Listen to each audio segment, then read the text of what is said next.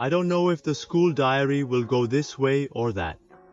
These days, the idea of going crookedly has been going back and forth in my head dozens of times. In the car on the way to work, the radio DJ always excitedly shouts that today is a happy day. But my heart is very complicated. Things don't go as planned. Unexpected variables pop up and lift people up and down. Maybe it's because of this damn telegram that I'm distraught these days. The development of the case began with the bold submission of a request for a regular telegram not long ago. My name was mentioned as a candidate for promotion to intern, and since I have always lived with the belief of taking care of my juniors, I thought I would now hand over my research school position to my juniors. Actually, I was quite satisfied with the school now being about 25 minutes by car from home.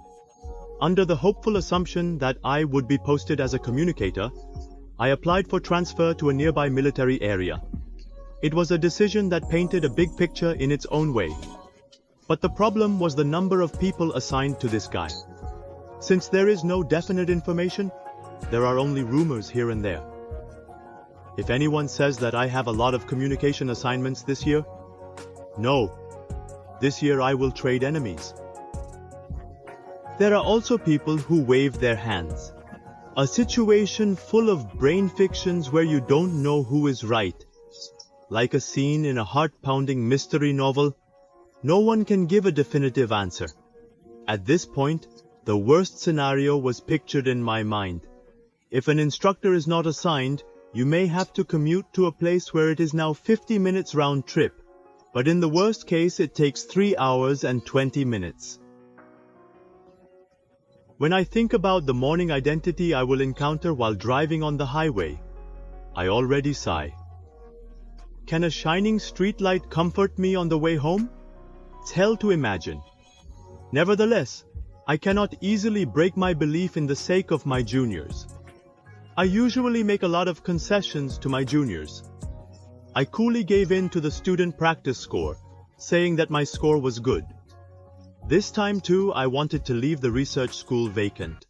I wanted to maintain the philosophy that giving in is the most beautiful thing, but I never thought that all this application would hold me back. Meanwhile, this morning, all the elementary school teachers were sitting on my desk, an official document submitted by Repro Hope. At that moment, my heart sank. Doesn't this mean standing in front of a huge fountain called fate? One side is the path of hope, where I am appointed as an instructor according to my plan, and the other is the path of hardship, moving to a distant place and facing hardships. In which direction should we take the 2 steps? I'm worried about whether I should give up now. If you submit a waiver, you can go back to the original. Commuting to and from work will not be difficult. Prepare for the rest of the time in a familiar environment. But when you think about the juniors, it's not easy. Am I not the one who has been making concessions all this time? If I say I will keep my position this time, it feels like my beliefs are cracked. When I think about this, I wonder about other people's choices. I quietly asked my fellow teachers I met in the hallway, "What would you do if you were a teacher?" Some say that it is better to give up and maintain the present, while others encourage you by saying that you should still hope and push forward. In the meantime, a teacher decides with a rock scissors. He even joked that life is not like that. That afternoon, the principal saw me passing through the hallway and said something. "Meticulous Sam, you seem to be worried a lot these days, so don't overdo it. Not everything people do goes according to plan." So I felt relieved for a moment after hearing those words. Yeah, what if it doesn't go my way? Let all choices go forward without arrogance for me.